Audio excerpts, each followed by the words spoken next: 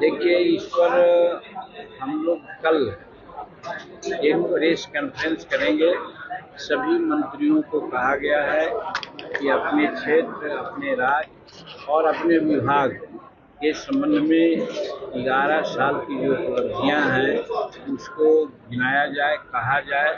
तो कल पटना में हमने तय किया है, वहाँ करेंगे हम लोग एक प्रेस कॉन्फ्रेंस। और जहाँ तक यहाँ की बात, आपके सामने की बात है, हम समझते हैं कि 11 साल में ऐसी ऐसी बातें घटी है जिसको हम आप सब लोग याद कर सकते हैं। अब जैसे मान लीजिए कि अभी अभी हाल में ऑपरेशन सिंदूर की घटना हुई। आप कम से कम अन्य लोगों को आहत किए हुए, खास करके आतंकवादियों के नेट को उजाड़ा गया, सफलतम ऑपरेशन हुआ, ये बहुत अच्छी बात हुई। उसी प्रकार से 370 कानून जो कश्मीर में था उसको भी हटाने की बात इसी पीरियड में हुआ है।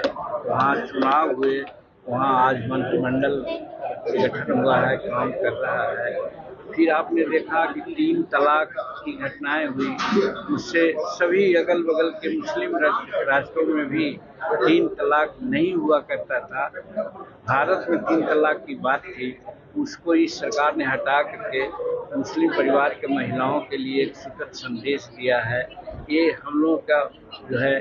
उसके बाद आप जोड़िए, राम मंदिर के चलते बहुत तरह की बातें हुआ करती थी। राम मंदिर बनके तैयार हुआ, उसका शिलान्यास हुआ, उसका हर तरह से पूजन हुआ।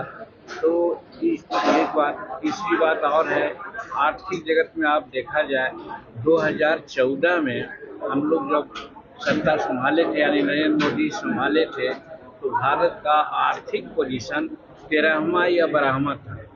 और इसके बाद यहाँ का पोजीशन 5वां हो गया था। अभी अभी हाल में जापान को पछाड़ करके आर्थिक व्यवस्था में हम लोग 4था स्थान पर आ गए हैं और 2027 तक तीसरा स्थान में जाएंगे। और नरेंद्र मोदी जी की कल्पना है कि 2047 में हम लोग विकसित भारत के रूप में इसको आगे बढ़ाएंगे। तो इस तरह के अनेकों बात है, पुराने काले की जो प्रमुख बातें हुई, इसको हम आपके सामने रखता है। कहने का मतलब 11 साल व्यतीत हुआ है। ये भारत के राजनीतिक इतिहास में एक माइलस्टोन है।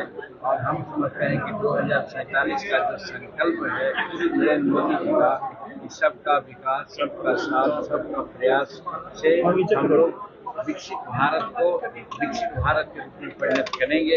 ये उद्देश्य भी है। यही 11 साल का हम लोग को। हमसे जुड़े रहने के लिए हमारे YouTube चैनल को सब्सक्राइब करें और नई वीडियो की नोटिफिकेशन के लिए बेल आइकॉन को दबाएं।